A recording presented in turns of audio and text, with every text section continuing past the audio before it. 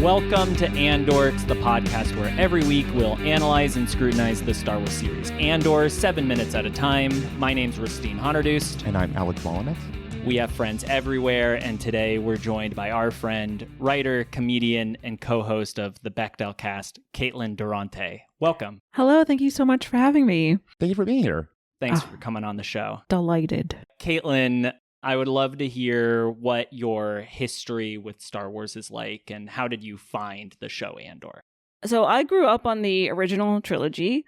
We had them as VHS tapes in my house growing up. I saw, what is the third one called? Oh my God, Return of the Jedi. That is not an indication of like my being a fake fan. That is an indication I of forgot the name of them, and I host this podcast. Yeah.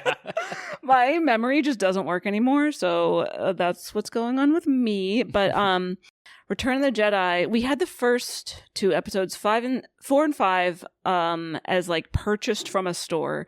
Episode 6 was taped off of TV, so there were still like Pizza Hut commercials, and it was also a specific TV edit of that movie, but a very regionally specific one. So what I learned many years later is that depending on like the region and sort of like the market, a TV edit would be different across regions. So I grew up with the Western Pennsylvania TV edit of it, and so that one was my favorite one. Did they all have like Delco accents? Did they cut out like all the swearing from the movie? It was more that honestly, it was a really good edit, and they cut out some things that I think are sort of superfluous in the movie. And so when I went back and watched the theatrical cut, I was like, what are all these extra scenes that suck and that slow down the momentum of the narrative?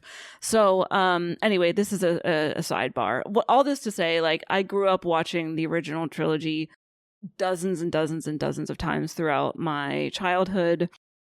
The prequel trilogy came out. I was like, what the hell is this? This sucks.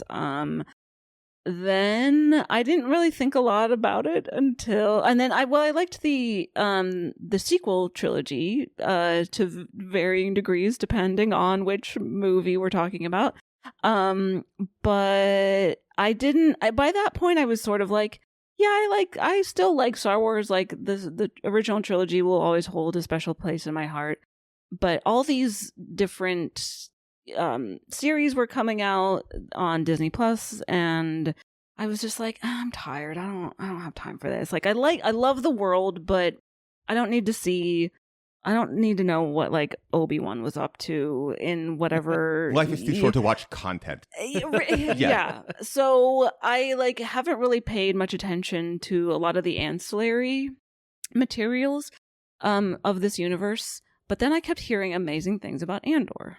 Mm-hmm. And I was like, okay, I'll check it out. I love Diego Luna. Let's see what's going on. And I was like, oh my God, everyone was right. This is the best show ever.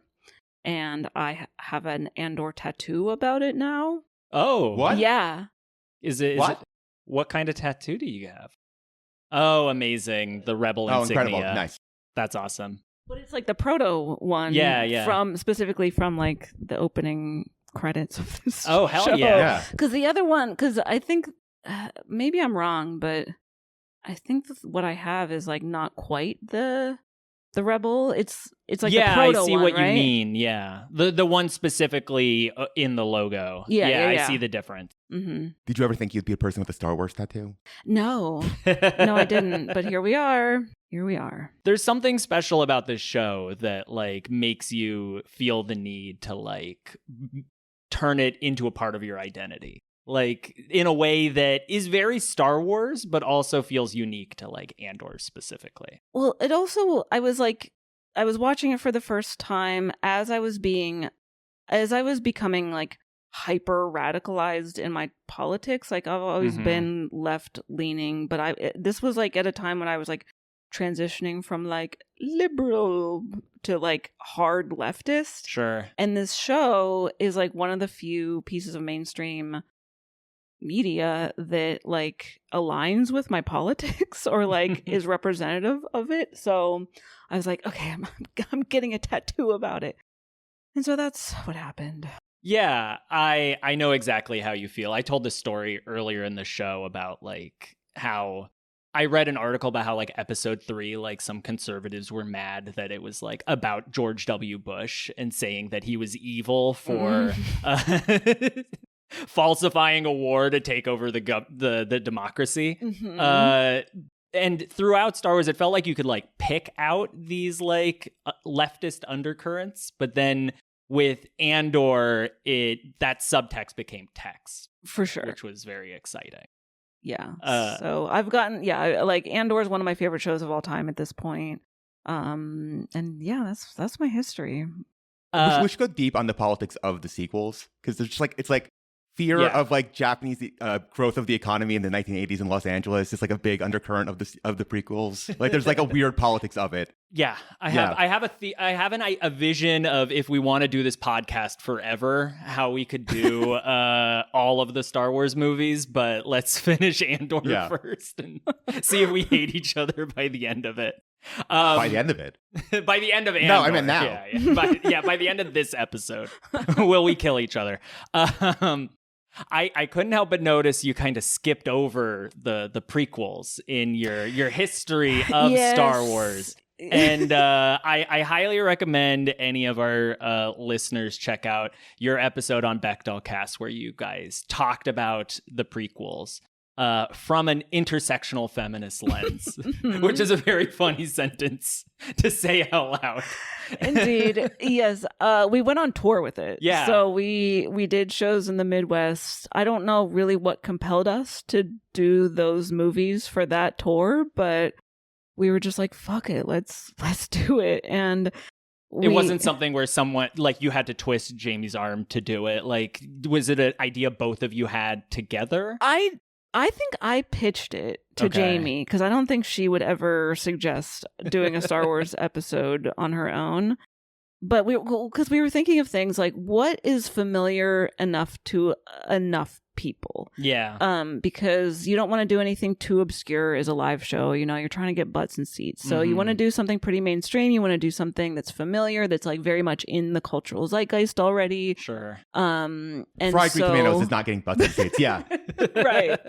So, Koyana Scotzi is not selling tickets. I would have bought out the whole theater for Koyana Scotzi Bechdel Cast. I'm sure all the boyfriends were happy to join for the Star Wars prequel. A lot episodes. of them were. And so we did these live shows, and we also had to cram 3 movies into one 90-minute live show, because normally we're doing one movie per episode, but we were like, how do we condense this? So we did so much prep for it. I edited a bunch of recap videos. Like it was an intense prep, but the reason I skipped over it as I was discussing my history, I don't like them at all. I still don't like them. This tour, while I had a blast, did it endear me to the prequels? Not even a little bit.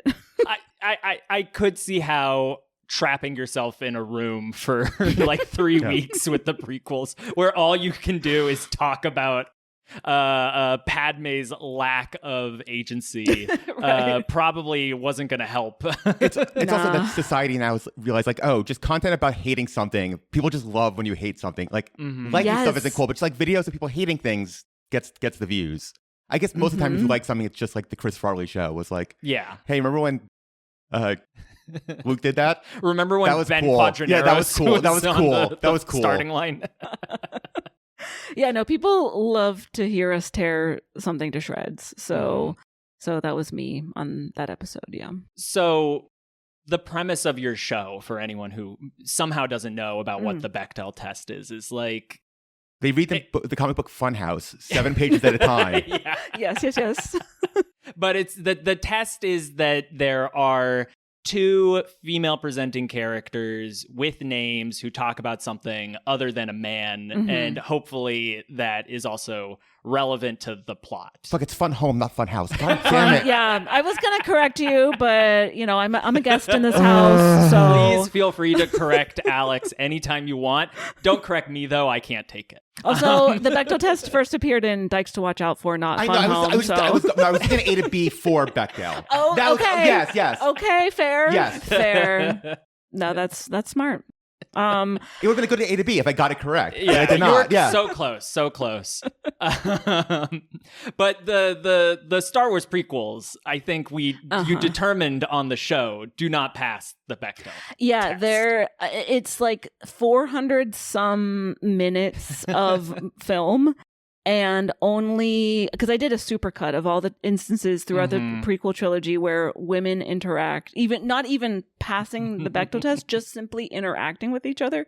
And it's only like 2 minutes out of 400 and whatever, 37 minutes or however long the whole trilogy is. Do you think that is better or worse than the original trilogy? Better, actually. Better? Yeah, because the original trilogy, you've got Leia. Okay. You've got you do need Mon Mothma, sure. But they don't interact, I don't think, at any point. Exactly. And I really, aside from like dancers at like Jabba the Hutt's palace or the cantina in episode 4, there aren't women. Yeah, I was thinking there aren't even female aliens. That like besides the dancers, I'm like, it's like hitting me now. I'm like, all the aliens, droids are men. All the aliens, as far as we can tell, present as men. There are a couple lady aliens. There's I think it's Jabba's, and on his like there's Jabba's the Twilight dancers. Yeah. I'm going to describe something, and you let me know if this is what I'm talking about. You're describing. Very skinny legs. Yes. Very spindly legs. Mm-hmm. A kind of plumper upper section. Yeah. I want to say like multiple layers of boobs, like several. Maybe I'm making this up, but I feel like. Oh no, maybe that's a different. I think you're starting to think of the lady from Total Recall. No, it's different. She has 3 she boobs does have a next chest. to each other. There's a different woman that I'm thinking of, not the spindly legged alien woman. I think this might be a mostly human presenting character, but she has like several boobs like layered on top of each other, like one step below the next. Am I making this up? She's like yellow, right, with like little pink lips at the end. I don't. So God, maybe the singer you're thinking of is Cy Snoodles. Okay. The lead singer of the Max Rebo band. Okay. Wait, also known as. I will not say it's human presenting, but I'm thinking of someone else. There's another Jabba's palace lady. The Oskajians. Maybe a sentient mammalian humanoid species who you can see like that. Yeah. Yep. I had never noticed this character before. Oh my, she's in my brain. Not very clearly, but anyway, so there's those ladies. Oh, I forgot. I should have brought this. There's I have a deck of cards. It's the Women of Star Wars. Okay. But it was released before the sequel trilogy came out. So it's just the original trilogy and the prequels trilogy. And there are so few women that it's not even the full 52 deck of playing cards. Because it's something like all of the hearts are Leia, all of the diamonds are Padme, and then the clubs and the spades. I feel like half a deck. Like, they don't even fill out the deck. It's And then that would have been funny. They just gave up. And then, so it's all the like random side women throughout these trilogies, and a lot of them like don't even have names. Yeah. It's just like dancer in Jabba's palace. So, it's. I'll send you a picture of it later on. It sounds like we've gotten kind of close to it, but in honor of the late WTF, the late great Mark Maron, R.I.P. Who are your glup shittos of Star Wars? Oh my gosh, I love. Well, I don't even think this counts, but Salacious Crumb. Absolutely that counts. 100% counts. Okay. The fact that you know his name, despite it never being said out loud in any of the movies, is the exact definition of a. Do you know his middle initial? B. There you go. Yeah, I know my Salacious B. We're not being formal, or just yeah. Salacious B. Crumb. I love him. I love Babu Frick. I feel like Babu Frick might not totally count because that's getting borderline. Have I brought up the new anecdote about Babu Frick that we've learned in the last couple of weeks? I don't remember. That originally at the end of Rise of Skywalker, Babu Frick was going to die. Yeah. And Steven Spielberg was at a screener and was like, "Why'd you kill Babu?" So that's why at the end he's in the little ship and he just kind of pops out. Oh, and he's like, "Hey, so hey, they're like, Hey. don't worry, I'm alive." Incredible. Hi, Stevie. Yeah, thank you, Steven Spielberg. And then I don't know this character's name, but Jabba the Hutt's small son, who you can see at the pod race in episode 1. Yeah. Stinky. Stinky? Stinky the Hutt? So, Stinky is in the animated Clone Wars movie that they then Anakin and his Padawan Ahsoka have to save Stinky after he gets like kidnapped or something. His name's not Stinky. They call him Stinky. They call a lot of people Stinky. That doesn't make it their name. His name is Rota the Hutt. Okay. And he is also going to be in The Mandalorian and Grogu. And he's played by Jeremy Allen White. Whoa! Incredible. Okay, so your Glup Shido has now elevated yeah. to like premier status. So I'm thinking his nickname was also Pedunky Muffkin, which translates as Punky Muffin, which opens the question of, do muffins exist in the Star Wars universe? It answers yes, obviously. Well, isn't that kind of what Rey eats? I feel like when she pours the little bread. quarter portion. Yeah, it looks like bread. a little like blueberry muffin. It does. So the fact that they never There's sold that. a Wookiepedia article for muffins. We've been uncovering all hidden corners of Wikipedia. Beautiful. What does it say about muffins? Well, for context, the crucial thing about Wikipedia is because Star Wars was a long, long time ago, everything is now in the past tense. Okay. Yeah. Hilarious. So muffins were a type of small beige food. Okay. They could be cooked in an oven. Let's see appearances. First appearance in Jedi Quest, The Trail of the Jedi, and then Ewoks, The Battle for Andor. Wow. The cartoon I watched as a child. No, that's the live action one. What's the cartoon one? It's just the Ewoks cartoon. Just the Ewoks cartoon. Okay, you just said, wait, Ewoks Battle for Andor, right? Yes. So that's another thing that happened. When Andor came out, I thought people were just slightly mispronouncing Endor, because I remember Endor being the moon from Return of the Jedi. Yeah. So I was like, oh my God, it's a show about the Ewoks. And then they're like, no, it's about Cassian Andor. And I was like, who's that? And they're like, from Rogue One. And it had been so long since I'd seen Rogue One that I did not remember that there was a character with that name. I did not remember that Diego Luna was in the movie, nor did he play that character. So I had a really awesome time being like, no, it's called Endor. And they're like, no, the show's Andor. And I'm like, no, it's Endor. Like a trip to the moon. Endor is the main character. And Yeah. It is funny how many names there are in Star Wars. It seems like at a certain point, they're like, fuck it, let's just change some letters in names we already came up with. I thought you were about to say that you accidentally put on the Battle of Endor instead of Andor. No, I didn't know that the Battle of Endor was a thing either. They were made for TV movies about one of them's called Caravan of Courage, and it's like a family crash lands on Endor, and then like two little kids get like rescued by the Ewoks. Aww. And then they fight the Empire or something. We love to see it. oh, let's go. There's also the Hungry Hut breakfast sandwich. What? Made by Dexter Jetster. Also in the canon. If Alex could go to any fictional restaurant, it would be Dexter Jetzer's restaurant from He's the diner Attack owner of the Clones. in Attack of the Clones. Oh, okay. Yeah. Oh, the guy with 4 arms? Yes, exactly. Nice. What if Greeks were aliens? It's basically, yeah.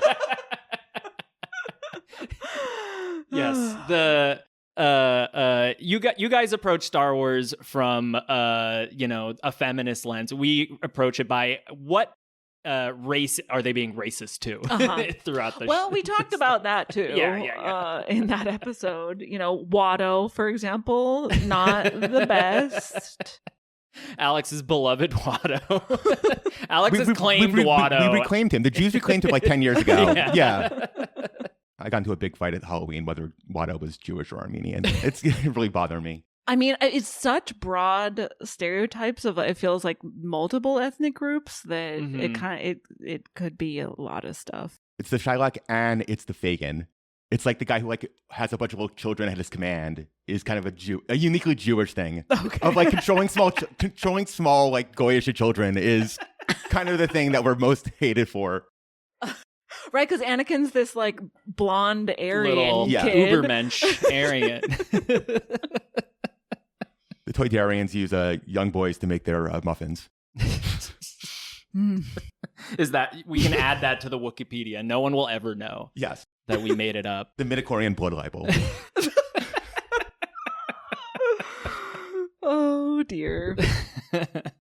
Well, with that, are we ready to dive into part 4 of episode 6, The Eye? I'm ready. Yeah. What are your thoughts? I guess before we dive in, like this episode is like the culmination of an arc. Like what were you kind of feeling like about these characters or this everything basically before the 7 minutes we're about to talk about? I mean, it's I love it. Mm-hmm. The end. No. One of the things I love about this show, and especially season 1, is that because I also started watching it before rewatching Rogue One, and I only had a vague memory that it was like about the events leading up to the moment in, is it episode 4 when they're like, we got these plans to blow up the Death Star, right? Exactly. Because I'm like, episode 6 also has a blowing up of the Death Star. It does moment. Also have a blowing up the Death Star. Right. Okay, so it's that, and then, so I vaguely remembered that, but again, all the details from Rogue One were not in my brain, so I, like, didn't really know what to expect out of this series, even after I, like, knew, it's about Cassian Andor and whatever his role in the rebellion. So I didn't realize, like, how it would focus on this guy who's like not already a part of the rebellion, and it like shows his arc into getting there, and so I love that, and I loved how unpredictable so much of the story is, especially throughout season 1, because again he's like it takes him forever to be like, okay, now I believe in the cause sort of thing. So yeah, I would like had no idea where it was going upon first watching it. Had no idea it would like culminate in this heist, and then not to get ahead of ourselves, but like the other big events of season 1, had no idea those were coming. So the unpredictability of the show I think is great. But I think it's awesome. The trajectory is great. I love a heist story, a heist movie. Yeah. So, and this is such a good one. Such a good one. And it's handled differently than a lot of them are. Because if you look at something like an Ocean's 11 or whatever, it's a lot about the like, here are all the like, and there's some of this in Andor, but it's like, oh no, how are we going to get over this obstacle? Or what's this little trick that we're going to do? And it's a lot of the fine details. In this one, we don't really know about the heist or like a lot of the details of it until it's actually happening. Exactly. Which I thought was fascinating. It's the Ocean's 11. It's what? It's the Ocean's 11. You kind of don't know until it's happening until they actually do the heist. Yes, yeah. Yeah, so I loved that, and this 7-minute chunk that we're talking about today is like, it's so exciting, just the ramp up of it, and then watching the show. Did you watch it week by week, or did you catch up with it?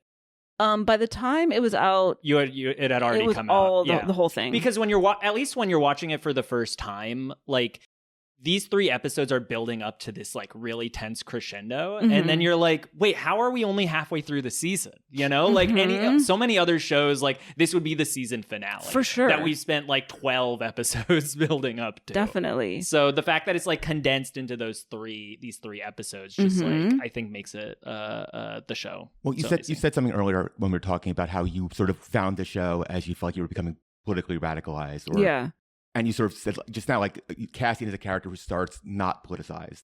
So did you see yourself in him, or what connected?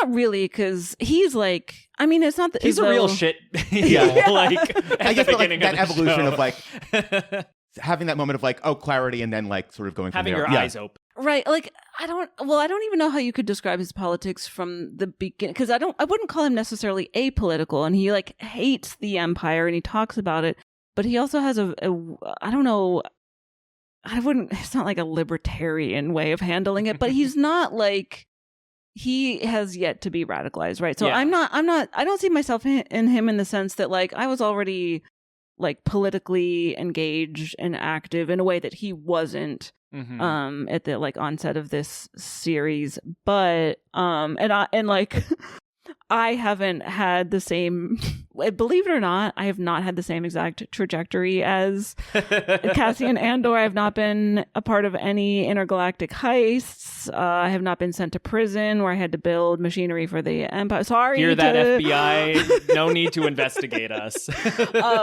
So it wasn't like these real life events that were like directly affecting me that radicalized me. It was just like, I don't know. I was like, oh, humanity is at stake here, and multiple genocides around the world are happening, and that's kind of ultimately what pushed me so far left. But yeah, does that answer your question? I forgot what I was talking about. No, I think you brought a good point. Like, there's an old quote from a labor leader called Big Bale Hayward, where he says, I haven't read Marx's Capital, but I've got the Marx of Capital all over my body. And I think that's Cassian. Yeah. Yes. No, I was asking, like, you sort of like you found it a political time of like what that journey was like. But I think you got it. And I think a lot of people felt that way too. Like, right. and that's something that Tony and Diego Luna and like the creative team have talked about, of how like they did not set out to make a show that was about the current political moment, but then like the second before they release season 1, everything like starts to explode, and then somehow it happened again when they were going to release season 2. Right. So I think that this show has like tapped into things that are very real for, people now. Well, that's the thing. Like, it might be allegorical, but but all you have to do is just like map a story onto history, and history keeps repeating itself, and fascism keeps repeating itself. So it's just that it's happening again in this moment. As George said, it's like poetry, they rhyme. You beat me to it. Yup.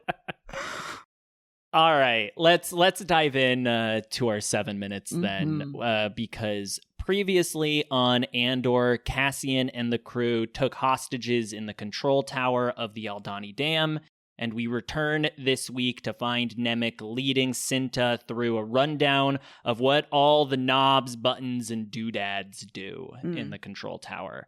Vel then informs Commandant J-Hold Behaz, one of my favorite Star Wars names, that he'll be joining them down in the vault, and warns him that if you don't help us, your family will die. If you slow us down, if you stall, if you argue, if you play us in any way, they will die. Which is such a badass line. Like, Faye Marseille, we talked about this last week of like, the beginning of this episode, she's so afraid.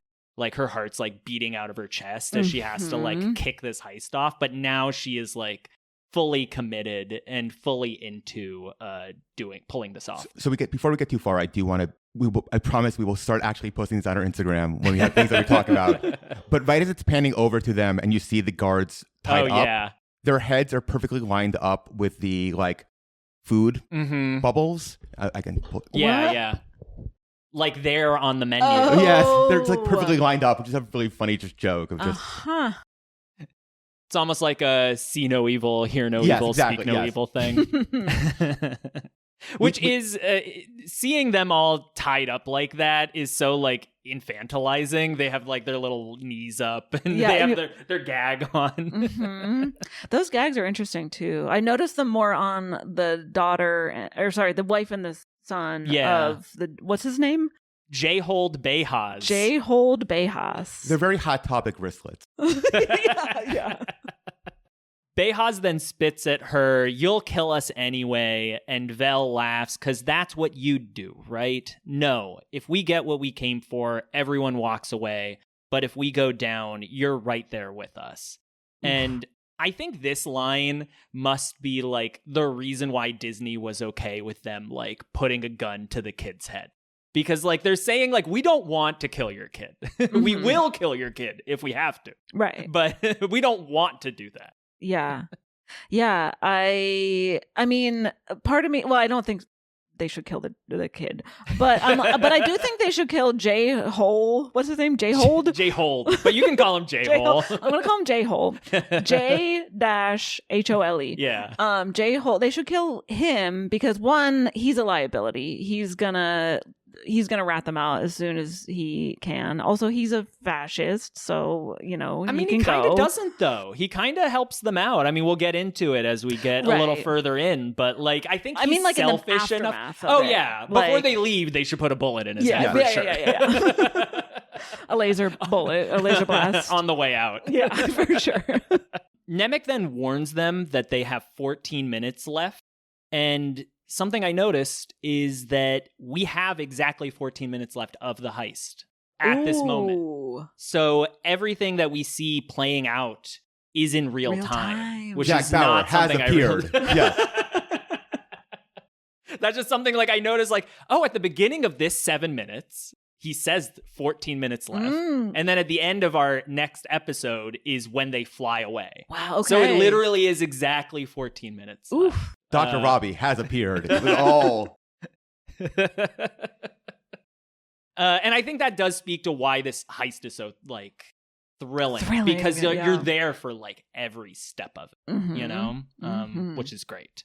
Before they head out, Vel takes Cinta's hand and asks her to tell me you'll be all right.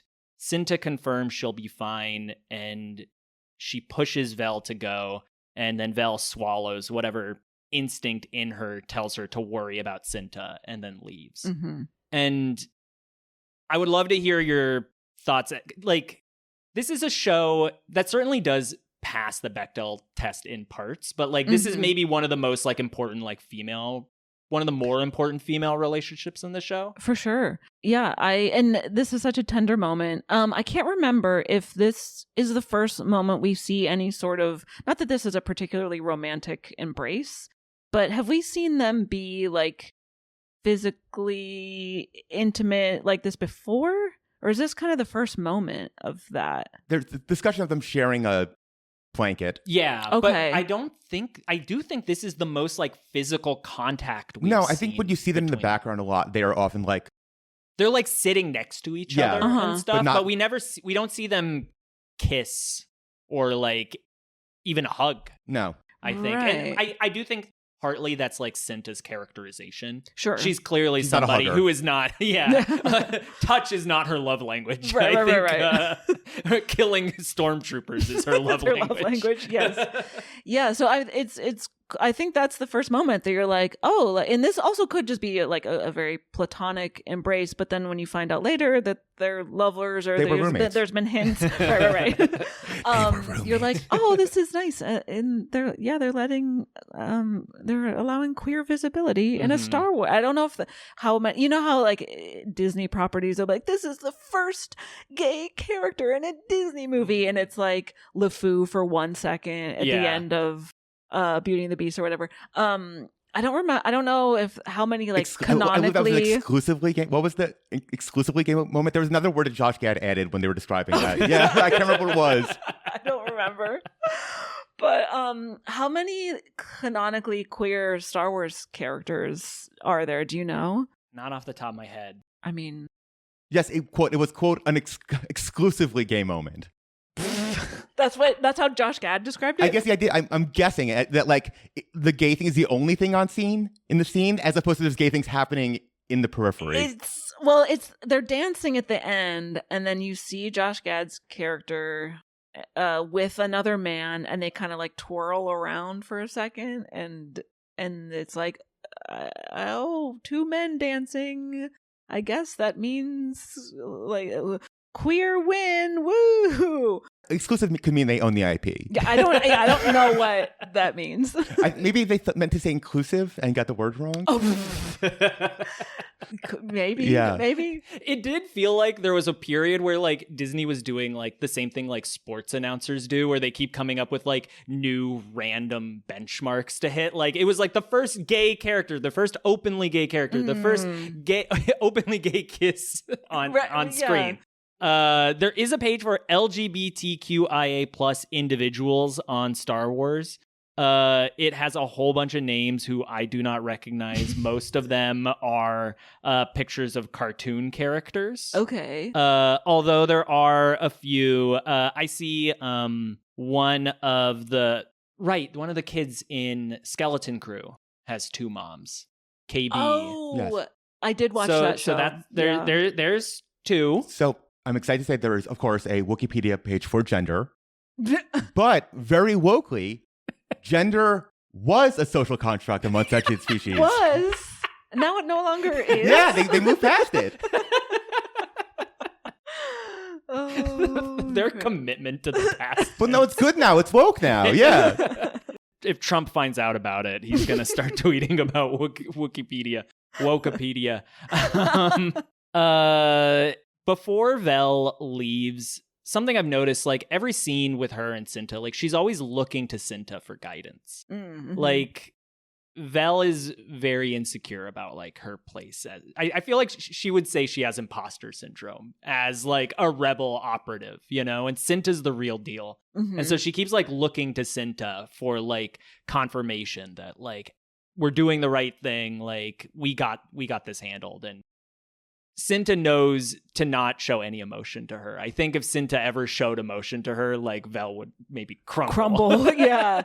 Yeah. I do love that arc though, where like the episodes leading up to this, where Vel is like stern and commanding. She's a commanding presence. She seems like a leader who's like no nonsense, like will not falter for a second. And then we see her start to falter when it's like time for the actual heist. And we're like, oh, she's a person. But also beautiful. It's only when she's alone with Cinta. Like that's the only person who she's like comfortable or like knows that she can show that vulnerability to. She's the rich entitled girl talking to somebody who actually has had really personal experiences with the Empire. Yeah, exactly. Right. She's coming in ideologically, not out of a personal story. Yeah, like we know that Cinta's whole family were killed by stormtroopers. Mm-hmm. That did not happen to Vel. Right. Vel has a very nice home to go back home to. Right. She's from like a political dynasty or whatever. Yeah, exactly. She's a Kennedy, basically. Is what we call the Mothamas on this show. And yeah, before she goes, there's this moment where like Vel like looks down at like Cinta's lips. It looks like she like holds herself back from like embracing her deeper. Like this taking her hand is like the closest that she knows she can get in this moment. They've got hostages in the room looking at them, so they have to keep it PG. Yeah. There's no Luke Leia kiss happening before you go on the scary mission. Right. I'm imagining like a report at some point in the Star Wars universe that they realize that they present Vel as like a Patty Hearst figure who got like indoctrinated by her radical groups, and now it's like a she got like kidnapped and fell under their sway. That's how they get her out of something. She's like, I didn't believe it. I was brainwashed. That would be like the Paul Schrader Star Wars movie. That'd be much worse. That's so much worse. It's true. He did a Patty Hearst movie, right? Am I wrong about that? That was the reason I made that connection. Did he? I thought he did. Anyways, we don't need to talk about Paul Schrader. Because as they leave, we then leave with this image of Rabota, J-Hole's wife, as she's like hyperventilating, looking over at her son with the gag on, and then back at Cinta as she shoulders her rifle. And then we cut down to the dam where we can hear the Donnie chanting in the background as Corporal Kimsey checks in with another officer, asking if they're also having problems with their comms, saying the Alkenzi line is still open, but everything here is fried. And the other guy says their line just went down, which is weird, sure, but must be the eye. Like, the Empire is very They don't really want to investigate when anything goes wrong. They're just like, it must just be the eye, right? Like, we don't need to worry about that. And I like the eye is a great cover because it's like, yeah, that could be true, and I'm sure our friends anticipated that, so they're like, yeah, it's they'll think it's the eye. None of these other guys, I think, have been here for the eye before, so they don't know like if things go wrong. But maybe Kimsey has, and he's like, this didn't happen last time, right? Because it happens every 3.5 years or something, 4 years. Isn't it longer? What they say? Oh, so every 7 years? Yeah, it's like just under a decade, if I remember right. Okay. Wait, let me ask you a question. Alkenzi, that's the other. Is that another base nearby? Or yeah, exactly. I could. Okay. These are the mechanics of the heist. I'm kind of only now starting to parse exactly everything that is happening because we're like going through it. So, but it's all there. Like it is all internally consistent because like. There's the Aldani Dam that has the vault in it and the caves underneath. And then there's the Alkenzi Air Base that has like the garrison. That's where the troops are actually stationed. Oh. And so the reason that they're doing this heist is that a colonel has arrived at the dam and is planning to build an actual Imperial base here. I see. So they need to do this heist before this base is built, because once the base is built on top of the vault, then it'll be impossible to get away. Exactly. Okay. So for any of our listeners going, Rusteen and Alex, you dumb men, you were incorrect. Caitlin was correct. It is every 3 years. It is every 3 years. I'm so sorry. Sorry to mansplain the eye to you. Correcting a woman. Okay. 3 years isn't that. They're all acting like. I mean, I guess that is a long time. But I guess that just speaks to like how quickly like people the turnover there. Exactly. Yeah. It's also like they're under pressure of like reporting something bad means that you fucked up, and no one really wants to be associated with that. The culture of no as opposed to a culture of yes. Yeah, exactly. Just like Hollywood today, nothing gets made. It's only a culture of no. If you greenlight something, it's your fault. Yeah. So just make nothing. We then cut back to the elevator as Vel informs Clem that as the expendable on the team, he'll be the first to exit. Which was a very funny moment that like she's like Clem first, and he knows he can't like argue with it, even though he knows like I'm only going out there because you're okay with me getting shot first. He's the what is Stellan Skarsgård keep calling him, the critical redundancy? Yeah, he keeps saying I'm buying you critical redundancy. But he's also expendable. Like he's both like a redundancy, but also like you can also sacrifice him if you need to. But like he plays both roles. That and but they also like desperately need him because he's the only guy who can pilot this ship out of there. Yes. So why are they treating him like he's expendable? They think they can figure it out, you know. In the grand tradition of Star Wars, we'll figure out a way out of there. I mean, you know, we always lionize Luthen as like this genius mastermind. What if he's just an idiot? What if he did not really consider how this plan should work? I mean, he kind of. He did say he was gonna like call it off. Whether that was a bluff to like force Vel to take pilot feels like a thing that you want to like. Escape route feels like it's number one on the planning day. Yeah, he probably just thought like you hit a button. You know, he's got his little AI that pilots the ship for him. Maybe he had just assumed there was an AI on there. You know? Yeah. Oh, that's an interesting question. Do you think that robots on Star Wars are pro AI propaganda? I thought you were gonna ask if they're workers. Oh no, they're not workers. Pro AI propaganda. Should we refer to them as clankers? That's the question. You pose an interesting question. Let me think on it.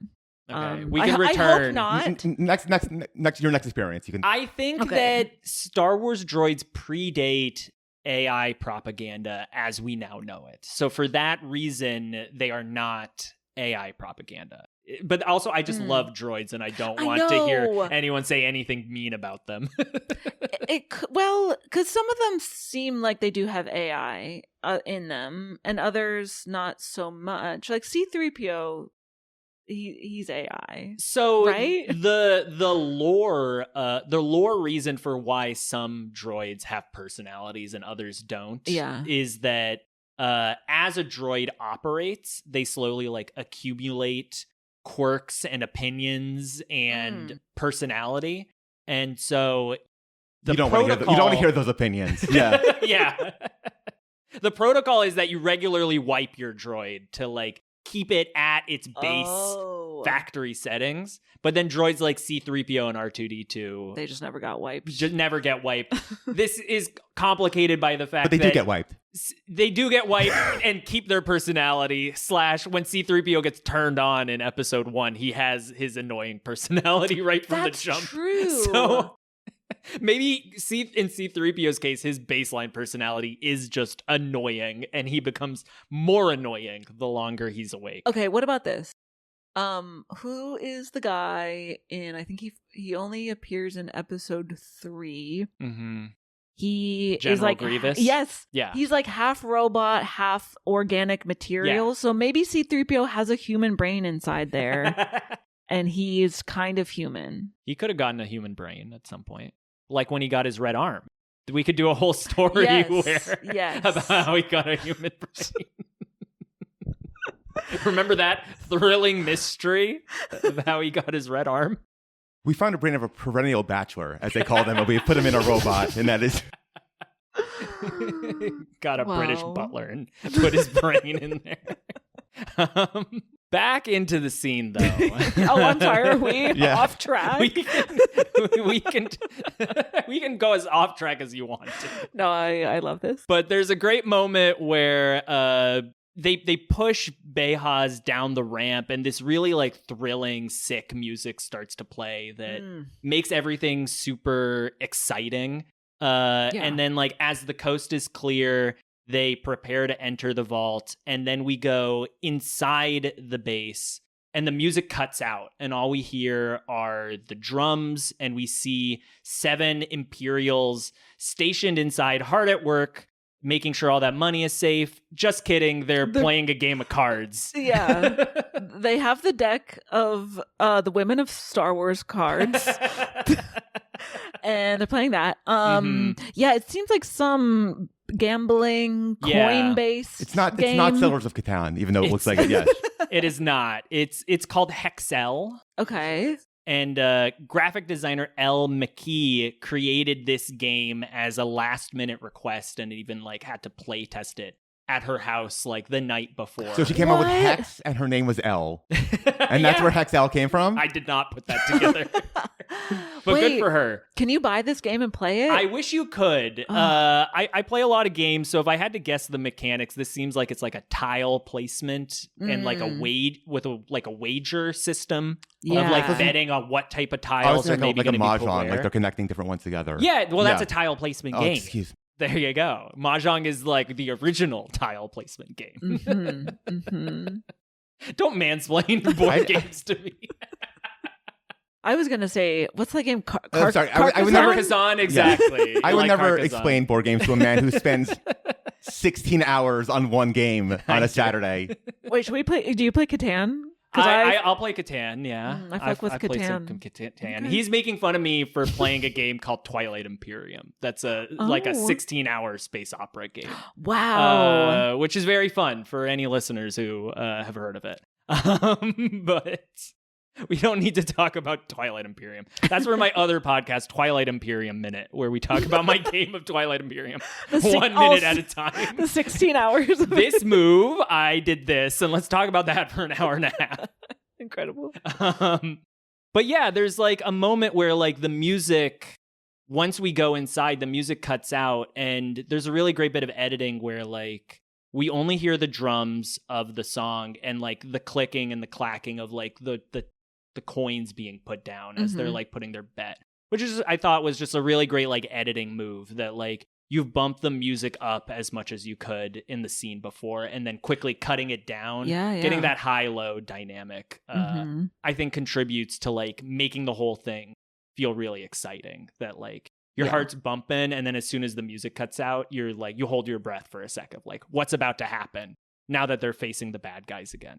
Because the intense music is going to ramp back up eventually, and then it'll be more exciting when you've had a moment of reprieve from that. Exactly. There's then a funny moment where Terriman and Skeen lead the Commandant onto the floor of the base. where they shout about a surprise emergency inspection, and all the men quickly jump to attention, having been caught with their proverbial pants around their ankles. And with this impromptu inspection, the men line up. A wallet inspection, if you will.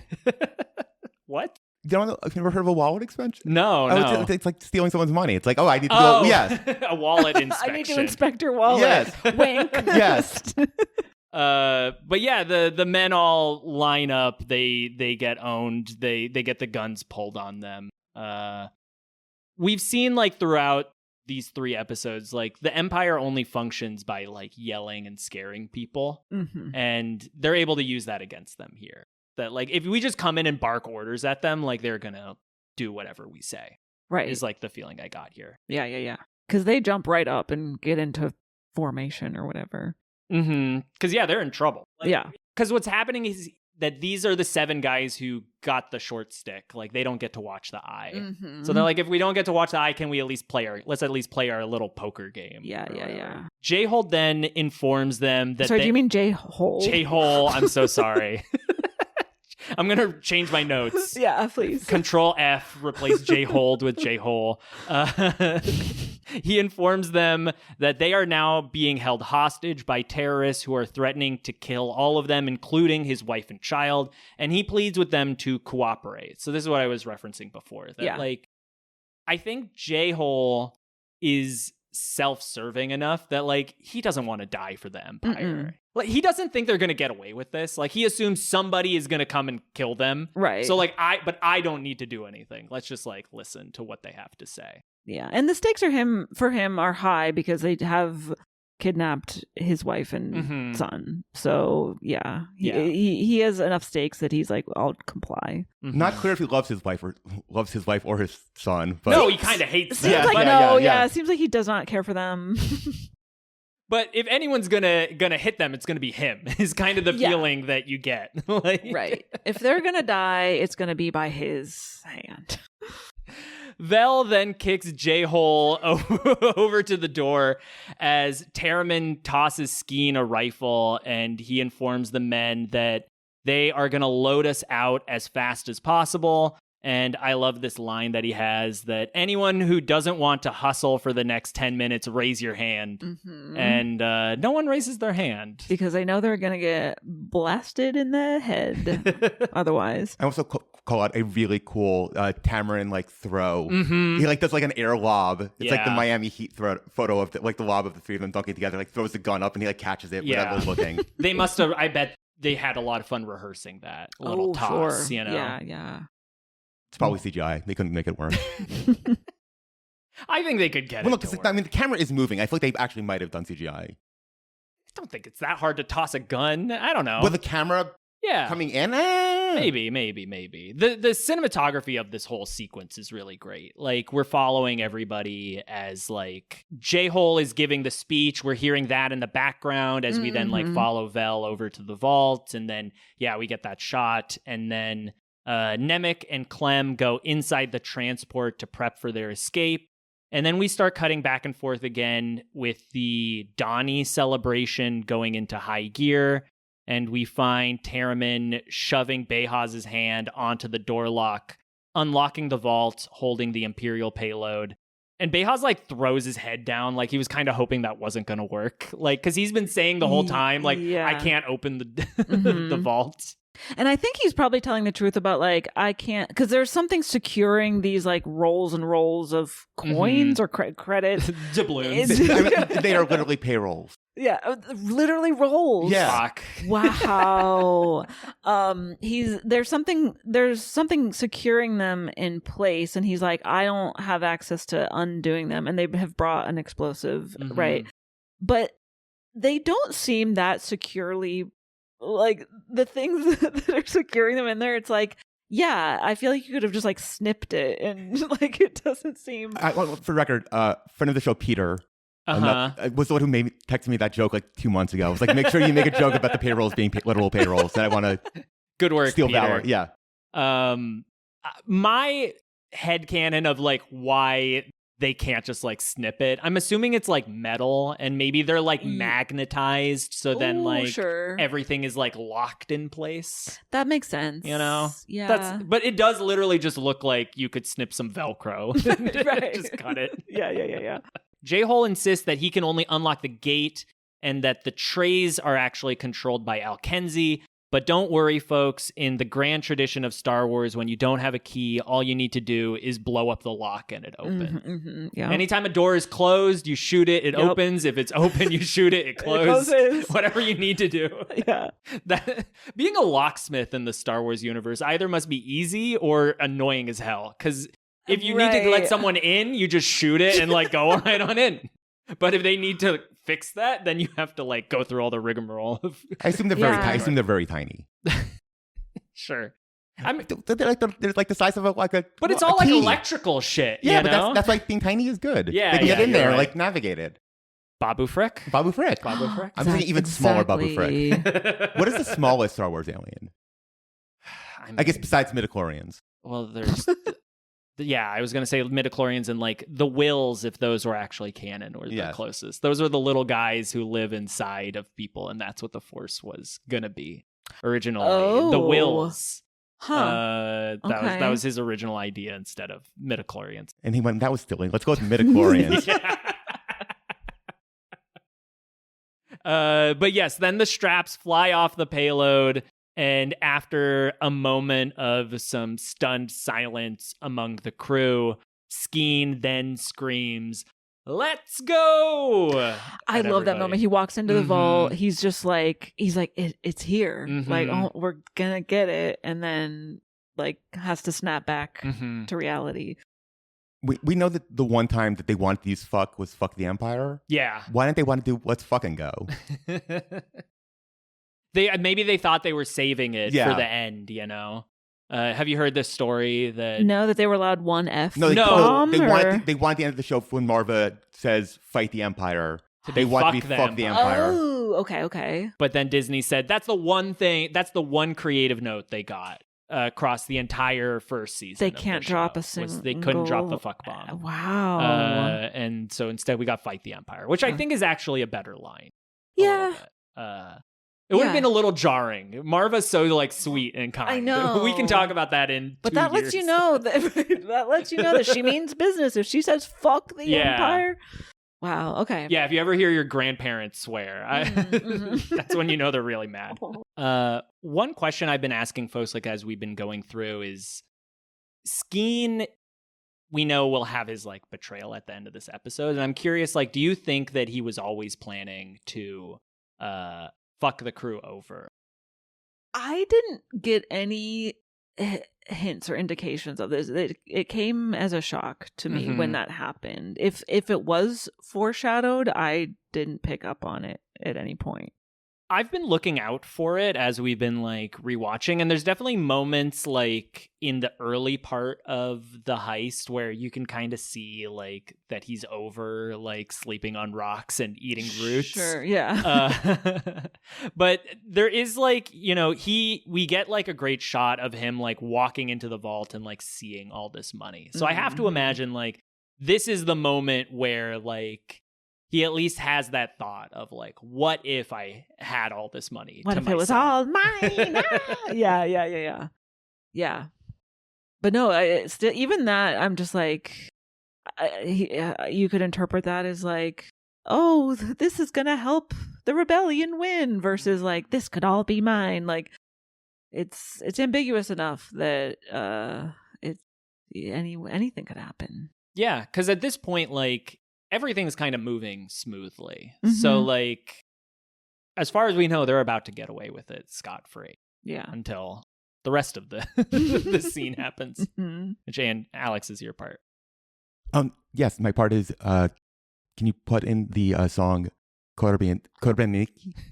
Can you cut that in later? Oh, sure. Yes. Also known as the Tetris theme song. I was like, I'll have Alex tell me. Because it's time for 1907 Minutes. The right. story where I tell the story of the 1907 Tiflis bank robbery 7 minutes at a time. Yes. For context, people were listening to the first episode. First of all, sorry. Second of all, I've been telling the story of, Tony Gilroy said the story of this bank robbery was inspired by the time Joseph Stalin robbed the bank. So I've been telling the story over 7 minutes of a time. I am going to put the timer on my phone because this bit is death and I don't think it's working at all, but we'll see how it goes.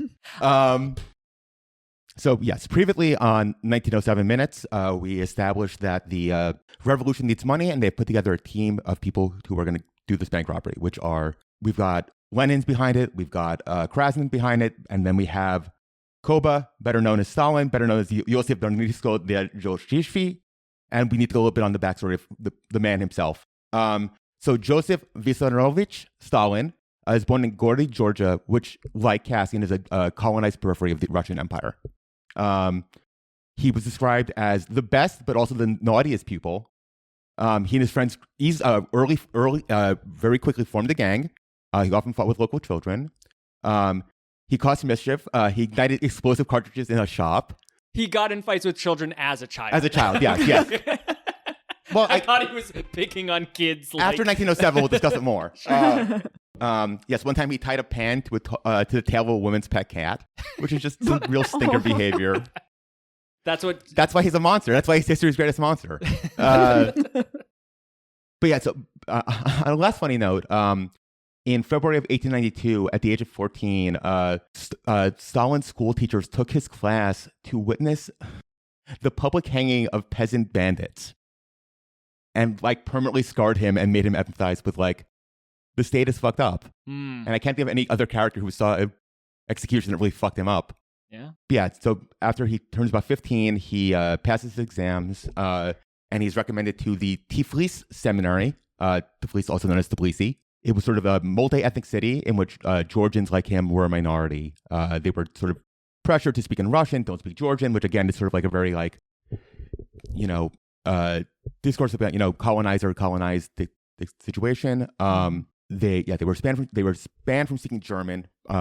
However, Stalin was a very proud Georgian, and one of this is that he continued to write poetry and in Georgian under the nickname of Sosello. And over his years at the seminary, he kind of just got bored with the idea of religion and became interested in other things. So his grades began to drop. He grew his hair long.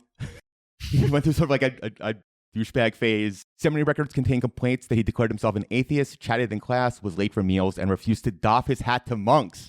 Mm-hmm. What a bad boy. What a bad boy. He also began to read Capital, the famous 1816 book by Karl Marx. He soon devoted himself to the ideology and began attending secret workers' meetings, and finally left the seminary in 1899. He then began to work as a meteorologist. Whoa. That job existed back then? Yeah. At the Tiflis Meteorological Observatory, where he was just in his fuckboy era, just bringing girls over to you want to see the stars. I was imagining him as a weatherman for a second. Yeah, right? We got a cold front coming in. Yeah, so he was also working at a refinery storehouse where he co-organized 2 worker strikes, which is something that we will eventually see Cassian do a couple of times. After the strike leaders were arrested, he co-organized a mass demonstration in which he led to a storming of the prison and got all of them out, which is cool. Another Cassian-esque thing to get people taken out of a prison. He was then arrested and sent to 3 years exile in Siberia. He tried to escape, failed, and then tried to escape again and succeeded and went back to Tiflis. At this point, after he becomes sort of a local radical, the Bolsheviks elect Stalin as the delegate for Georgia for the sort of meeting of all of the communists. And this is where he meets Vladimir Lenin. And at this point that we discussed, that they had the idea of we need to expropriate funds, so we're going to rob a bank. The plan was basically that Krasnin, who we talked about last week, is going to manufacture the bombs. Then Kamo's gang is going to smuggle bombs by hiding them in a sofa. However, Kamo's a fuck up, and a couple of weeks before the robbery, he blows up one of the bombs by accident and permanently scars one of his eyes. And could maybe really not see during the heist. Kind of an important deal to have. But ultimately, with a bank heist, you need insider information. And in our world, we have multiple people who have given up on the empire. So how do we get inside the bank? At some point, Stalin finds out that there is a man who he went to seminary school inside who works at the bank. His name has been lost to history, but his last name is Vonosensky. And ultimately, him and Vonosensky catch up. They sort of see each other. Oh, hey, bud, we haven't seen each other for school. And they get to the topic of poetry. And Vonosensky goes, you know, I've been reading this guy who writes this incredible poetry. He's really like small. Like, have you heard of him? And Stalin goes, oh yeah, fuck, that's me. Like, he was not a popular poet. It's like the best equivalent to this is like somebody like reading your tweets like, oh, I'm Drill. Like it's not really that important, but like he's a micro celebrity, and the guy's like, oh yeah, I work at the bank. Yeah, I'll help you with a robbery. And that's how they got their inside information about the bank. Wow. And that's where we'll leave it to the actual bank robbery next week. But wow, we are set up. Yeah, we are now set up. That's why more men should write poetry. You never know what it's going to get you. Cassian, I could see Cassian writing poetry, but only to like romance Bix, you know? Oh, like sure. he would become a poet just to for the ladies. Yeah. You're right. So we'll talk about this next week, but it is very contentiously debated whether Stalin actually partook in the robbery itself or just planned. So I think reading more and more about this is like all of the stuff is Star Wars character bullshit. But you could sort of mix and match it. Like, yes, this matches Cassian, but also there's a bit of Luthen in there. Sure, yeah. There's a bit of like a lot of other characters. And I think it's like an example of like, oh, reading through history, as we were talking about before, of like all of these things sort of reappear. Mm-hmm. It's like free real estate for writers. It's just like, go to history. All these interesting stories happen. Steal them. Like they're already there. They're waiting for you. Just read. Don't write another, pilot about two people who work in the industry who are like two kids graduate college. Like, what if we interned and then became famous people? You can write scripts other than that. Yeah, that's 1907 minutes. We're done. Thank you, Alex. Thank you for dealing with that. Applause. Snap. Finger snap. Yeah, we'll talk about the outfit next week. Hell yeah. And now back to the other show. Our show within the show as yes. Well. Yeah, love it. So Nemec Echo 1 reports to Valley 1 Cinta that they've gotten access to the money. Meanwhile, Kimsey continues to fiddle with buttons and knobs until he syncs up with Echo 1's broadcast level. He overhears Nemec saying that the Elkenzi base should be calling in soon, and Kimsey stares dumbfounded. This guy is doing really great, like, listening acting as he has his, like, big headphones on and his eyes just, like, start going wide. Right. This is the kind of, like, being in a room like that, if I could ever like be an actor in a Star Wars room, I just want to have a bunch of knobs to like fiddle with. Ooh. That would be like the ideal role for me. I don't want to say anything. I just want to like flip a bunch of buttons and like listen on a headphone. That's basically the premise of that Star Wars ride at Disneyland at Galaxy's Edge. Not the big one, the one that no one ever wants to ride. The Millennium Falcon one. Yeah. You're just like pulling on knobs or like twisting things. Well, they're adding Baby Yoda. Oh, are they? They are, yeah. There's the fourth. I mean, the fundamental problem with that ride is that besides being the one in the like the pilot's seat, the rest of them don't really do anything. It's boring thing. So I guess they like the most boring one now. Like Baby Yoda like appears on the screen and like does things like helps you out. So I guess that's like that's nice. Coax him. Okay, let's keep going. I also want to point out that, like, in the history of the show getting made to modern day, like, Kimsey's mustache is now, like, Gen Z dude mustache. Like, it's changed. It was supposed to be a 70s throwback mustache, and now it's just, like, Gen Z guy mustache. Gen Z fuckboy mustache. Yeah. And so, after he checks, he's staring dumbfounded, not sure what's going on, and then let's check in quickly in here. Yep, the Donnie are continuing to rock in the free world outside, just feeling themselves. Okay, I love that we keep cutting back. Yeah, me too. To them, because I was thinking about like narratively, we don't really need to. Like, we're so focused. Like, this big exciting heist is happening. And so I started to think like, why do we keep cutting back to them? And my read of it is that we are seeing two acts of resistance happening at once. Right? Yeah. These are like two juxtaposed things together where. It's, Andor and friends robbing the payrolls.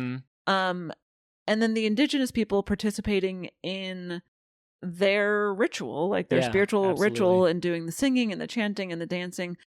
That is like they're occupied, right? And doing those things under occupation becomes resistance. So I was like, oh, okay, we've got, what does George Lucas say? It's a mirror. It's poetry. It's like rhymes. poetry. It rhymes. Yeah. Yeah. So yeah, these 2 acts of resistance. It's like poetry. I found myself like getting kind of choked up like every time it would cut back to them. Like they're all so like committed to what they're doing. Not a single cell phone in sight. Yeah. Exactly. But like it's a really powerful sight that like there's a shot where we see the shrine and they're like dwarfed by the dam behind them, and like the stakes of what they're doing are so high. Like they have to fight so hard to like get this little scrap of like their culture back. Yeah. But it means so much to them, and they've succeeded in doing that on this night. And their culture is not about money. It's about connection and being together. And there's sort of like this other thing is an active revolution, but it's a materialist one, while they're sort of in a ecstatic religious one. And in the previous 7 minutes, J-Hole says like, we're going to wipe out this Donnie civilization. Not that there's anything to remember anyways. Which like here we're seeing, no, there is a civilization here. There are people here who have been doing this for a long time, you know? Which is, it's one of the reasons this show is so great, because basically every Star Wars property leading up to this has been like, rebellion good, empire bad, but why? Like, you know, like what are, like, sure, like by virtue of empires being bad, we understand that the empire in this world is bad, but like we rarely see specific things that the empire is doing, like certain, like specific systemic and oppressive things. And in this show, that's so much of what we see. Like we see the empire displacing these indigenous people in favor of building this dam and these like bases, these military bases, all this kind of stuff. And there's a mention, this happens in a previous 7-minute segment, but it's like, oh yeah, we set up all these like pubs along the way, basically, to like discourage these indigenous people from like reaching their destination and participating in this ceremony. So like, yeah, this is the type of shit that colonizers do, and we see them doing it in this series the way that like all like these specifics never get mentioned in like all the other Star Wars things. It's the political economy of the show that makes it so special. Like it actually makes sense economically. It makes sense. Yeah. And like the bummer thing is like this is not like the big culture they're destroying to make the most important project. Yeah. This is like somewhere on like 800 on the list of Empire goals that they are totally. It's even at the smallest need, they still do these things. You know, they literally all they did was like draw lines between like where they need stuff to go, and Aldhani's just the center of all those lines. Like it just has the what does Vel say? Like they have the unfortunate quality of being not close to anything while not far from anything either. You know, so they're just unlucky. Like there's a planet right, maybe a little bit out of the way that gets to skate by without getting colonized. Right. Yeah. Just like LaGuardia. You mean the airport? Yeah, it's not close to anything, but not really too far away from anything. Yeah. True. This is the second time I've made a LaGuardia joke on this podcast. I don't know why it keeps happening. You're just for all the New Yorkers listening. Yes. No one else will know what the fuck you're talking about. Often, it's a layover. Sure. But yeah, so they're rocking in the free world, as I said. And then the team and prisoners continue to unload the rolls of money. Cassian oversees the action as Vel yells at the soldiers to move faster. We see that J-Hold isn't exempted from the physical labor, and he looks like he's about to pass out. To be fair, he hasn't pushed credit rolls in years, and he's not used to this. Not since his young days. Yeah. There was a line at the beginning of this episode where J-Hole says, like, don't worry, we can bring the Aldhani back here when we need arms and legs to build the new base. The labor, yeah. But now here he's become arms and legs to like push, and it's like fucking killing him. Like he's only been doing this for like 1 minute, and he already looks like he's about to have a heart attack. Like, he's as red as like a tomato or whatever a Star Wars tomato is. Like. I want to shout out Sorry, we need to figure out what the equivalent of a tomato was. So yes. So I Googled it. A tomato was a foodstuff that could be eaten. Wait, they just had tomatoes? They had tomatoes. Youth gangs like Benthar's Boys and the Vibroblade Gang on the planet Draenel's Point threw them at the Imperial presence on the world. This tomatoes appear in 3 places. 1, an episode of Star Wars Clone Wars. 2, Star Wars Game Master's Kit, which I think is a, classic role-playing game book. And also Star Wars, Jar Jar's Journey Adventure Book. Whoa. So in... Jar Jar's Big Beautiful Journey. Oh, wow. This drawing of Jar Jar with his little Anakin. Oh, I'm looking on my computer. Yeah. I'm not liking it. So that means they have Rotten Tomatoes in the Star Wars universe, that they're throwing them at people. That gives me comfort. I like that. I wanted to shout out the camera work of this sequence here. Because throughout most of like the heist, we've been getting like these kind of steady cam shots. When the heist was kind of starting, the camera was like gliding through everything. But once they're actually like doing the loading of all the credits and it's this like mad scramble, like the camera's handheld, it's jerking like back and forth, very cinema verite. And things are coming in and out of focus. Sometimes it's too close to things and it looks like the money's gonna like hit the camera. And so it just really contributes to this chaotic environment, the frenetic energy of it all. We've had so many long stage shots of just people staring, like considering something and then staring into the distance, to now have this thing that just everything is it's all finally happening. It's all spurting out. Yeah, the beginning of this episode was like Cassian and Nemec in like the fog, and it was so quiet and eerie, and like them just talking. But now it's the music's bumping, and that Britell score is going ham, which is really incredible. And then we're cutting back to the Donnie going, da, na, na, na, da, na, na, na, na, na. Let's hear the techno remix of that song. Someone please make that. I referred in my notes as it's Woodstock 99 is happening out there. Back in the tower, Cinta finishes putting up her Imperial uniform. The Alkenzi base calls in as predicted, but they have a vault breach indicator lighting up. Something's gone wrong. So Kimsey put in an alert, as I understand.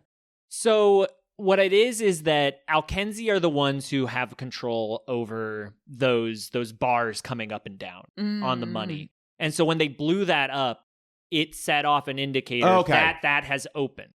So they knew that J-Hole is going to open up the door for us. We're then going to blow it, and we then have like 10 minutes until Alkenzi is going to realize what's happening and then mobilize to do something. Okay, I thought Kimsey had done something. No, Kimsey is just listening. Okay. That's all he's doing. Like, he's being a good soldier, trying to figure out what's going on. And but he I don't think he doesn't have a way to communicate. Yeah, because so I guess Cynthia's nervousness is not that something's gone wrong. It's just that the plan is moving on. Yes. Like, she now has to be prepared for the Empire to show up now. So she needs to get her disguise on. She needs to make sure she's armed. It's just the next stage of the plan. Everything is still going as planned right now. Well, speaking of, it's like poetry, it rhymes. I feel like this scene kind of rhymes with a scene in episode 4 where Han Solo is dressed as a stormtrooper. He whatever, it's when they're going to rescue Princess Leia and on the Death Star. And is that what they are? Yeah, that's okay. And someone over the comms is being like, hey, like, we heard a commotion. Is everything all right? And then Han Solo famously says, no, everything's fine here. How are you? And then, like, follow-up questions. Harrison Ford's the best, man. Yeah. Yeah, it's so good. There are some follow-up questions, and then he shoots the radio, and he says, boring conversation anyway. Luke, we got company. Whatever. Okay. So, but Finn making a wrong number joke is so out of character.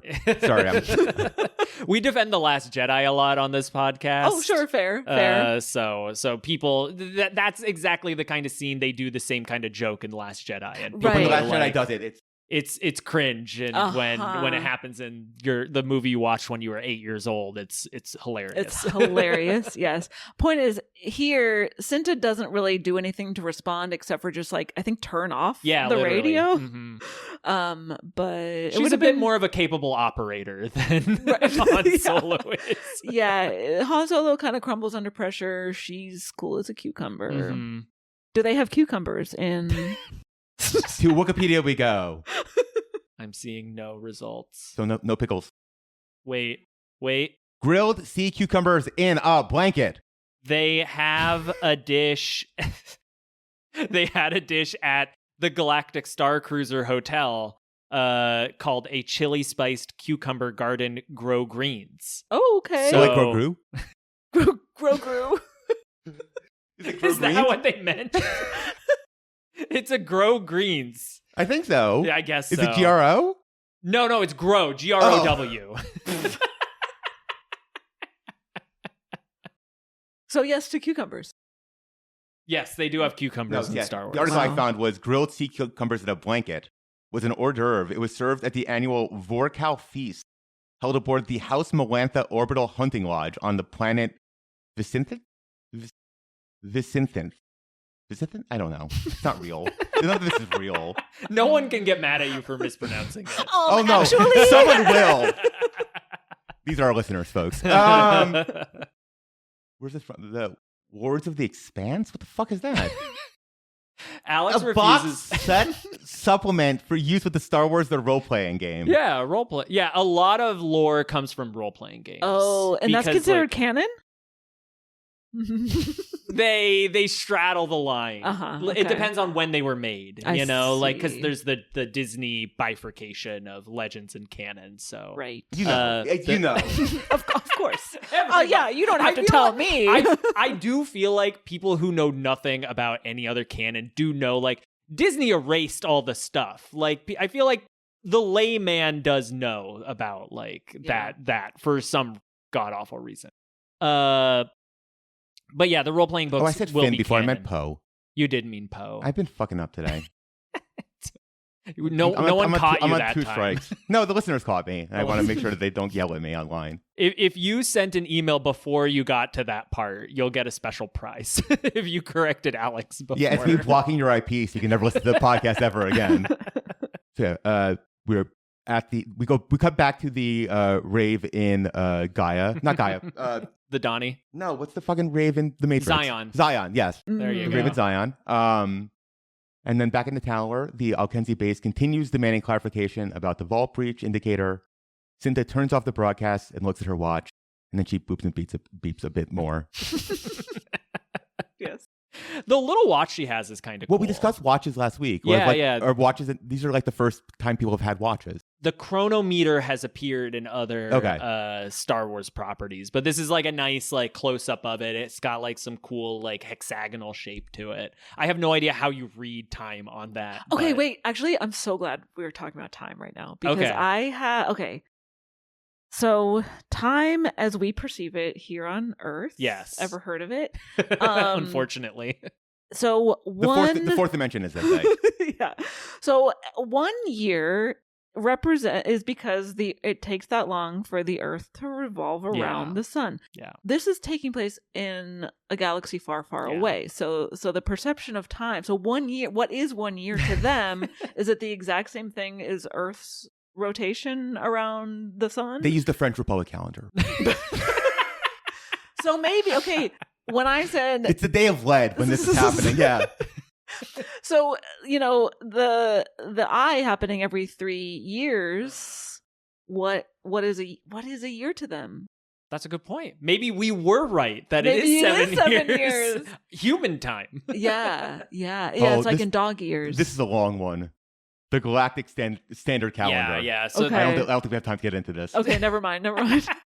My guess is that what that is saying is that basically the Republic enforces a kind of basic measurement of time that then everything else runs off of. I mean, in the way that like many of the characters speak English, which is a language. Yeah. just arrived on Earth. It's probably those parallels, that poetry. You know, it rhymes. It rhymes. There's a lot of rhyming between the Star Wars universe and Earth. Anyway, continue. Because now time is also a Wookiepedia article. Of course. And that time was a measurable part of the Was? That's the thing.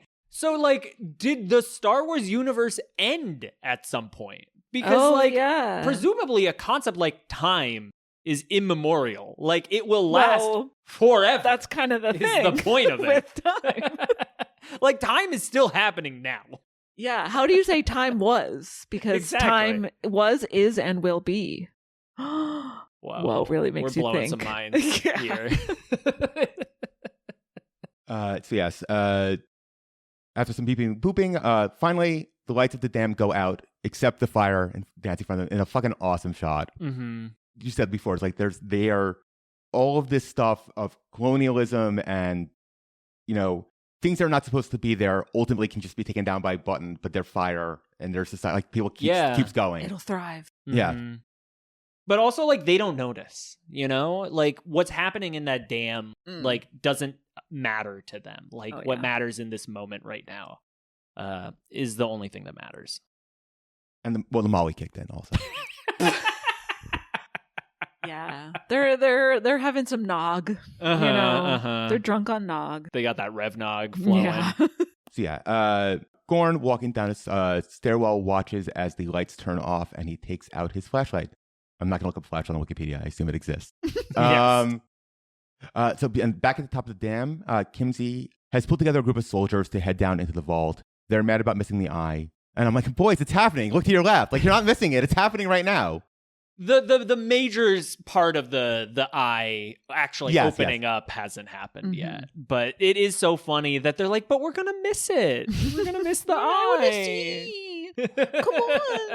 I want to go to the fireworks factory. Back in the vault, the team continues to hustle. One of the soldiers, I think, is like intentionally slowing down. Yeah. Cassian notices it. Because this is the point where, up to this moment, the heist has been going well. You know, like everything's moving, but we're starting to see that they're losing control of the situation. Kimsey's coming with these guards, which is not something that they planned for. Mm-hmm. And we're starting to see that they're starting to lose control over the men inside the vault, too. Like, these guys have been pushing this stuff long enough that they're starting to think, maybe I could take this guy and get out of this. Mm-hmm. So, it's too much money. If they could have been like, we're going to take like a third of this, whatever we get in 10 minutes, let's go. Well, I think that's their plan. But they seem to be... They're trying to get more as opposed to just like being a reasonable... Sure. Yeah. I think, because it's like, there's a point where they should have just been like, all right, we're sort of losing control of the situation. J-Hole's getting too tired and sweaty. We gotta wrap this up and go. But yeah, it feels like they're like, oh, but just a little bit more. We could get a little bit more. And they keep going. Yeah, well, because what it is they've like basically set a timer. Yeah. And they're just, I do think that's their plan, is to just get as much money into this thing as they can. Because they're only going to have this one shot at it. The conversion rate of Star Wars money to real money is unclear. No, it's not. We figured it out. It's like 1-to-1, supposedly. To your point earlier about when Rey gets the quarter portion. Yeah. Basically, if I remember correctly, they've done the math that's equivalent of like getting a Big Mac. And through that equivalent, that like one credit is $1. Oh, okay. Yeah. Well, pretty easy. Yeah. Easy it's like, the Star Wars fans figured it out through like a Big Mac conversion, which is a really funny way of doing it. Yeah. But what about inflation? Is it always $1? Is there not? No, it matches our inflation. So whatever it costs here, it costs there. Sure. That's it. It's like poetry. It rhymes. It rhymes. Inflation was a concept that existed. I mean, if imperialism and capitalism are happening, which we know they are in this world, inflation's also happening. I typed in inflation onto Wookiepedia and found the Victory Rationing Orders and Regulation Plan. Great. Back into the scene, though. No, I quit. I'm done. We're done. We were talking about them like getting pushed around. It is funny, like, just a couple minutes of pushing carts around, and Yeah. Behaz is sweating like a hog. Mm-hmm. Mm-hmm. Looking like a man at the end of Mar-a-Lago at like 2 o'clock in the morning after a party. Just a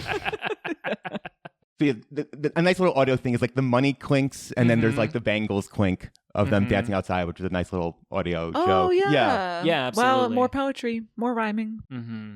They're now playing Rhiannon by Fleetwood Mac. They're just, but yeah, then the chief does an incredible smile. Mm-hmm. Just a great shot of just him smiling and opening his arms as the fire rises, brother. This is what he lives for. Yeah. You know who I kept thinking that was? Bryan Cranston. Doesn't it kind of look like him? I see that. Yeah. Mm-hmm. We looked him up before. He's a Scottish actor who's like been acting for a really long time, and he even runs like a charity that does brings aid to like places like Palestine and Africa and stuff. Amazing. So he's like a really he's like a dyed-in-the-wool union lefty. Hell yeah. So having a guy like that in this role feels appropriate. like he knows exactly what's going through this guy's The head. Scottish and Irish are so cool, and the English just suck. That's just like that. Yeah, it's true. What happened there? No, I mean colonialism happened there. Yeah, Sure. colonialism and capitalism happened there. Mm-hmm. Yeah, it's almost as if people who are of marginalized identities identify with others of marginalized identities. Actually, yeah. Well, but then there's also Miami exists, which is the contra to that theory. Yeah, so he turns the staff horizontally, and the singing stops. Mm-hmm. Back in the vault, the money moving continues. Vel asks for a time check. I thought you were going to bring this up before when he said how money. Nemric tells her 5'9". Yeah. What does that mean? I wondered that too. Yeah. I'm assuming like 5.9, like less than 6 minutes was my read on what that means. guess Uh-huh. not 6'7". Maybe. Shut up. I Had that in my notes. I have to go. I'm assuming like maybe their measurement of time is like based on like 100 instead of 60. And so it's like the metric it's scale. Yeah, so it's like Well, 5 then, minutes, 90 seconds or whatever. I know that doesn't actually sound correct, but that was kind of how I read it there. No. Because again, like I think that they will be flying out of the heist in the 6 minutes is like what's going to happen. Yeah. Because he says 14 minutes some time ago. Yeah. And then... And it's been like almost 6 minutes since then. Or whatever. Yeah. But yeah, 5'9" is... I was also thrown by that. I was like, what do you mean? But also it's just like throwing out like heist lingo in a way that just like kind of keeps you in it. Like the way he is shouting it lets you know that is a small number. You know? That's he looks at his watch and he goes 5'9", and we're like, yeah, exactly. Yeah, totally.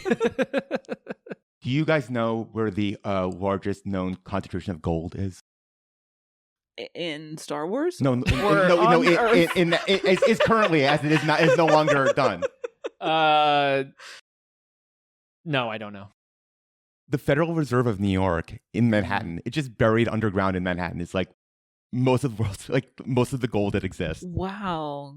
Which was taken from elsewhere. Yeah, think of others, like the fucking heist movie that's never been made of like burrow into the Manhattan ground to like. Let's talk off pod. Yeah. Yeah. Tell us more about that Stalin Yes. thing. Maybe we'll get some inspiration. Yeah, there's a shit ton of gold in the bottom of Manhattan. Mm-hmm. Worth the price of one bead necklace. To your point of colonization. Oh, okay. Yes, they sold Manhattan for like beads. That's the famous story. Oh, okay. Yeah. In the same way that the Donnie here are like trading pelts for like the lease of the land, you know, like history, it rhymes. Am I good? Right. We should get. I'm gonna like put a jingle when we say that 100 times. Oh yes, I'm actually gonna get that tattooed on my body. It's like poetry, it rhymes. Oh no, I had something and I forgot what it was. Oh, am I correct in remembering that they exchange an animal pelt, and when the Donnie receive theirs, they eventually throw it in the fire? And I don't know if that is like part of the ritual or if that's so. like they don't give a shit. Yeah. Okay. Exactly. Okay. We did it. We did this. They were like, it's so much fun because like the Empire is like, this is really important to the Donnie. Like they're so dumb. They really care about this thing. Yeah. And they're just like, no, just fuck off. Like, it's just, yeah. Well, also they give them one that stinks. They keep commenting on how stinky it is. Yeah, that's the one that the Empire has.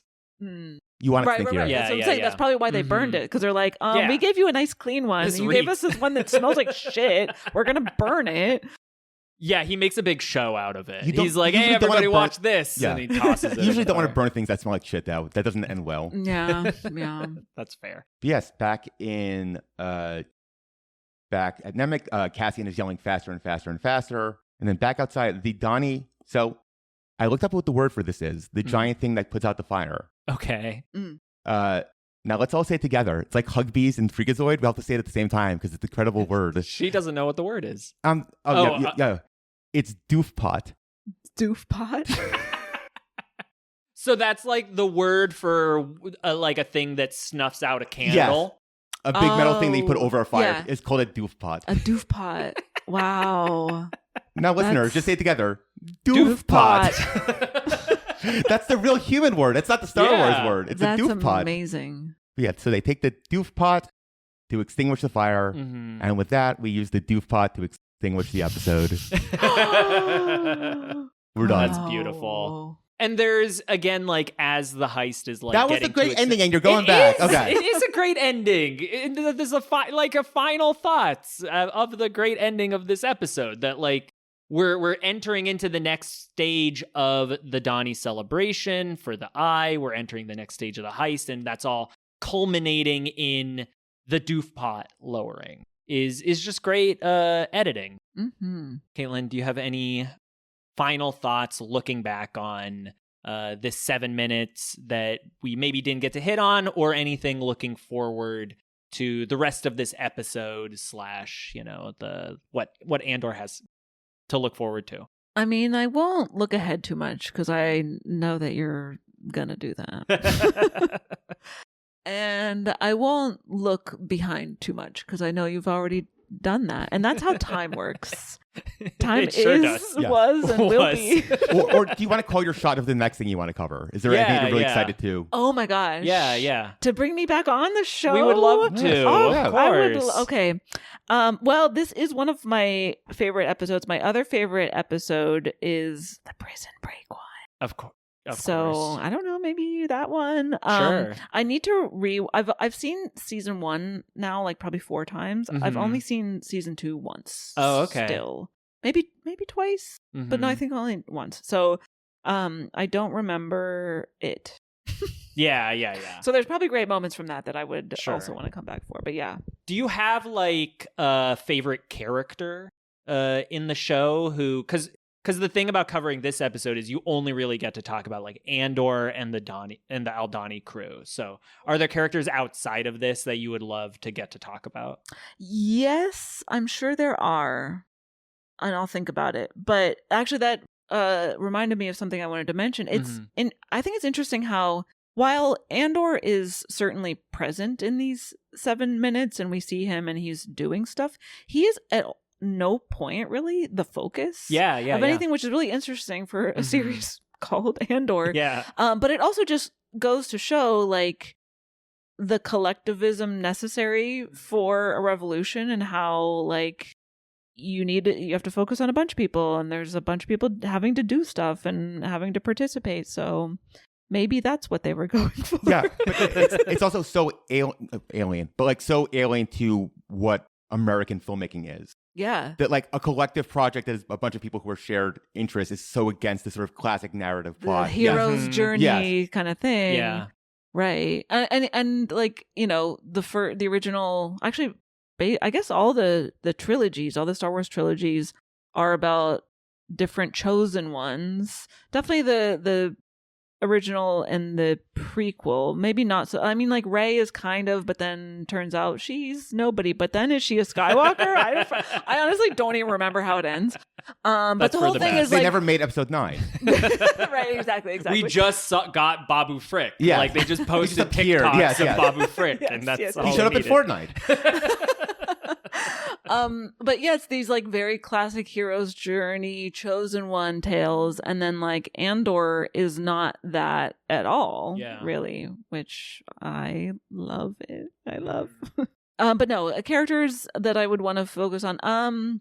Yeah, speaking back to my memory not working, I totally forget who I'd want to. Yeah, I don't know who. I'm like, oh yeah, that person when I'm watching it, and then I promptly forget. So, but yeah, I'll come back anytime. We'd love that. Yeah, I'm looking forward to talking about the prison arc and One Way Out with Kino and everybody is going to be fun. But the final 2 episodes with the riot on Ferrex is really powerful. That's too. Oh my god! Fuck the Empire. Yeah. That is such a good. That's the one where like all these characters start to come together again. Like each culmination of the arcs, like with here and with the One Way Out, like we only really get to see Andor's story in these episodes, but then that one we really see everybody come together, and it becomes like a great crescendo. So we'll have you on for everything. Thank you. Yeah, I'm just the third host now. That's okay. Fine. Thank you. See you next week. Love to have you on as many times as you want. If you'd like to become official Andork, that is not, yeah. Alex is threatening to quit all the time, so you would provide us critical redundancy in all areas. We have a designated survivor. Caitlin, thank you so much. Anything for you want to being plug? Here. Yeah. What do you want to plug? Where can people find you? If you want to be found. Yeah. Sure. You can follow me on Instagram at Caitlin Durante. You can listen to my podcast, The Bechdel Cast, where we have done 3 different Star Wars episodes, I believe. I think our very first episode ever was the first one we released was not a Star Wars episode, but then we deleted that one. And so I think the first, if you go back to the very beginning of our feed, which is almost 10 years ago now, wow. Is Star Wars A New Hope. It's probably terrible because that episode is about 10 years old and I'm humiliated by anything we released until about 5 or 6 years ago. But you can listen to it if you want. I look forward to getting that point where I make things I'm not embarrassed. I'm not embarrassed by. If I remember right, Jamie forgot to watch the episode. Yes. And it showed up and you had to explain the concept of Star Wars. Yeah, to she her. did not really watch the movie. And then we did Force Awakens. That was closer to maybe 7 years ago. And then very recently, as you mentioned, we did the entire prequels trilogy as one episode. So you can start there, listeners of Andorks, or listen to any episode, especially ones from 5 years ago or more recently. I did listen to, you guys covered The Devil's Advocate, which is a Tony Gilroy script. That's right, yes. So I recommend that one too if you want an Andor connection. Indeed, yes. Well, thank you again for being here. This will be the end of episode part 4 for the Eye. Be sure to write us a review on Apple Podcasts. You can send us an email at andorkspod@gmail.com with any questions that you have about the show. You can follow us on social media at andorkspod, and we will see you next week for part 5 of season 1, episode 6, The Eye. Later, dorks. Later, dorks.